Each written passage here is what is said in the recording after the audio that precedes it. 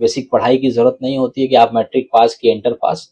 हर एक इंसान जिसके पास मोबाइल है, कैमरा है और सपना है और थोड़ा बहुत बोलने की कला है, वो इस करियर में अपना जो है सपने को पूरा कर सकता है। जब से आप बीडीएफ बिहार डिजिटल फैक्ट्री का जब से ही आपने उद्घाटन किया है, जब से ये चैनल बनाए हैं, तब से जो युवा है इंडिया के अलग अलग राज्य से जब बिहार डिजिटल फैक्ट्री से जुड़ रहे हैं और वो उत्साहित है, इससे खुश है वो, तो आपको कैसा लगता है, कैसा महसूस होता है कि जिस तरीके युवा बिहार डिजिटल फैक्ट्री के साथ में ज्वाइन हो रहे हैं? देखिए, अच्छा लगता है। मैं चुनाव लड़ा लोकसभा का, वो भी हारा, विधानसभा का हारा, वो भी जो है, लेकिन मैं पॉजिटिव आदमी हूँ, कुछ ना कुछ बेहतर करने की कोशिश करता हूँ और अब मैं मानता हूँ कि अगर मैं विधायक का चुनाव या सांसद का चुनाव जीत गया होता तो शायद मैं उसी दायरे तक सीमित हो जाता, अपने आप को सीमित कर लेता। ढाका से चुनाव में अगर जीत गया होता, विधायक होता, तो शायद मैं ढाका के लोगों के लिए समर्पित मुझे रहना पड़ता, लेकिन ऊपर वाला जो करता है या कुछ बड़ा मुझसे करवाना चाहते होंगे, इसलिए हम लोग उसमें नाकामयाब हुए। लेकिन जो प्यार मिला, जो एक विश्वास मिला पूरे देश के, खास करके मुस्लिम भाइयों का, अब उसी ताकत का इस्तेमाल कर रहे हैं और जो इज्जत उन्होंने मुझे दिया मैं उनको लौटाने की कोशिश कर रहा हूँ, क्योंकि मुस्लिम समाज में तालीम की थोड़ी कमी है। मैट्रिक इंटर तक भी पढ़ाई, बेसिक पढ़ाई भी वो नहीं करते हैं और बहुत कम उम्र में वो कारीगरी में या कहीं ना कहीं कुछ सीख करके अपनी रोजी रोटी अपने परिवार के लिए कमाने खाने की चिंता करने लगते हैं। उनके लिए क्या किया जा सकता था? उनको मैं लगूं पढ़ाने तो शायद वो संभव नहीं। तो मुझे लगता था कि कोई ऐसा काम करें और ऐसी चीज करें कि वो घर लौटने का भी एक रास्ता तैयार हो सके। ऐसा मान लिया जाए कि बाहर जाने की, प्रदेश जाने की जरूरत नहीं पड़ेगी, वो अपने घर से, अपने बिहार से बैठ के ही उतना इनकम कर सकते हैं। बिल्कुल। और जो अभी हैं प्रदेश में, मैं उनको सीधे नहीं कहता हूँ कि नौकरी छोड़िए और इसमें आ जाइए। आप नौकरी के साथ, जिम्मेदारी के साथ, चूंकि परिवार का रोजी रोटी है, आपके भरोसे चल रहा है परिवार, उसको करते करते सपनों के लिए थोड़ा सा मेहनत आपको और करना पड़ेगा। काम में अगर आप 10 घंटे दे रहे हैं तो कम से कम 1 घंटा आप अपने लिए भी दीजिए और बेहतर कर सके उस दिशा के लिए करिए, सपने को पूरा करने के लिए करिए। तो निश्चित रूप से आज हर दिन मुझे 3 से 4 लोगों का फोन आता है कि भैया बिहार डिजिटल फैक्ट्री में मैं जुड़ा और आज मेरा पेज मोनेटाइज हो गया, मेरा चैनल मोनेटाइज हो गया, तो बधाई देते हैं। मुझे भी कहते हैं कि भैया आपकी मिठाई जब मैं आऊंगा तो खिलाऊंगा। तो अच्छा लगता है, हौसला बढ़ता है।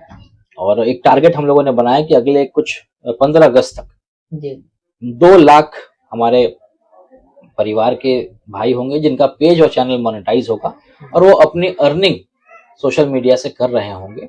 आज 4 साल का इंजीनियरिंग का कोर्स करते हैं हम, 2 साल का डिप्लोमा का कोर्स करते हैं।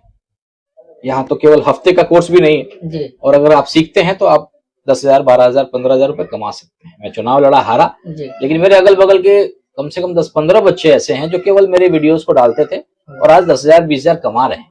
मुझे लगा कि भाई मेरे अगल बगल के लोग अगर ऐसा कर सकते हैं तो इस दायरे को बड़ा किया जाए। तो हम लोगों ने पूरे बिहार में, पूरे देश में, अभी बकरीद खत्म हो गया तो हम लोग दौरा शुरू करेंगे। लुधियाना से लेकर के, अहमदाबाद से लेकर के, सूरत से लेकर के चंडीगढ़, मुंबई, कई जगहों पे जाएंगे जहाँ एक बड़ी आबादी 10 लाख 15 लाख बिहार के लोग रहते हैं। उनमें से 10,000 लोगों को चुनेंगे और एक बड़ा परिवार एक दूसरे को सपोर्ट करके आर्थिक रूप से मजबूत कैसे हो सके उस दिशा में काम। दूसरा चुनाव आने तक ही ये सब चलेगा, उसके बाद फिर आप चुनाव लड़ेंगे, जीत जाएंगे, फिर ये सब खत्म कर देंगे, ऐसा? देखिए, चुनाव अब मेरे लिए बड़ी चीज रह नहीं गई है। मुझे तकलीफ होता है कि कई लोग, आज भी मैं कुछ करता हूँ तो लिखते हैं कि भैया एक दिन आप जरूर विधायक बनिएगा, एक दिन जरूर आप चुनाव जीत जाइएगा। मुझे अब खुशी नहीं होती है, तकलीफ होती है। मुझे लगता है कि उनको लगता है कि मैं विधायक बनूंगा तो ही सफल होऊंगा क्या। आज अहमदाबाद में आया हूँ और आज सैकड़ों लोग मुझसे मिलने आए हैं, एक बड़ी सफलता है। कोई विधायक शायद आए तो इस तरह का उनको नहीं मिलेगा प्यार।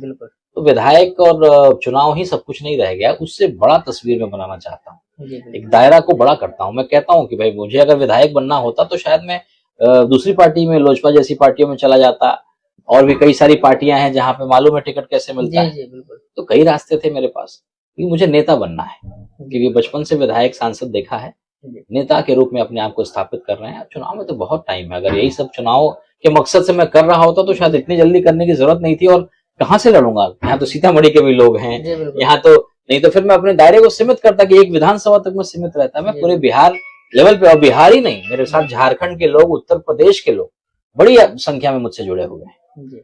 तो चुनाव बहुत छोटा एक ये है जो मैं तस्वीर बनाना चाहता हूँ, एक लंबी लकीर खींचना चाहता हूँ, उस दिशा में मैं। कई लोगों का ऐसा सभी सवाल है कि राणा रणजीत सिंह जी चुनाव की तैयारी कर रहे हैं, अगले विधानसभा की बीडीएफ फैक्ट्री यानी बिहार डिजिटल फैक्ट्री को, युवाओं को अपने साथ में जोड़ करके, और ये चुनाव पे प्रचार का भी जरिया बनेगा आने वाले चुनाव में। चुनाव बहुत दूर है, मैं तो दूसरों को मदद करना चाहता हूँ। अभी तो चुनाव पंचायत का होने वाला है। मैं तो चाहता हूँ कि बिहार डिजिटल फैक्ट्री के जो मेरे भाई हैं उनमें से कोई अच्छा व्यक्ति आगे निकले और वो पंचायत चुनाव, वो मुखिया बने, वो जिला परिषद चुनाव जीते, मैं तो उनकी मदद करने के लिए कर रहा हूँ। मुझे मदद की जरूरत नहीं है, ये एक जिम्मेदारी है। जो मैंने कहा कि जो इज्जत मुझे मिली उसको मैं लौटाना चाहता हूँ। एक विश्वास जो मुझ पे लोग करते हैं, एक जो लोकप्रियता लोगों की वजह से बनी है, उसको कुछ ना कुछ लौटाने की संबंध दोनों तरफ से होता है। तो इसलिए हम लोग उस काम को कर रहे हैं और आपको नेता बनाने की कोशिश कर रहे हैं। तो 5 साल चुनाव में बाकी है, कौन नेता इतने पहले प्लानिंग करता है? वो मंशा बिल्कुल नहीं है। और अब चुनाव से ऊपर उठ गया राणा रंजीत। अब विधायक सांसद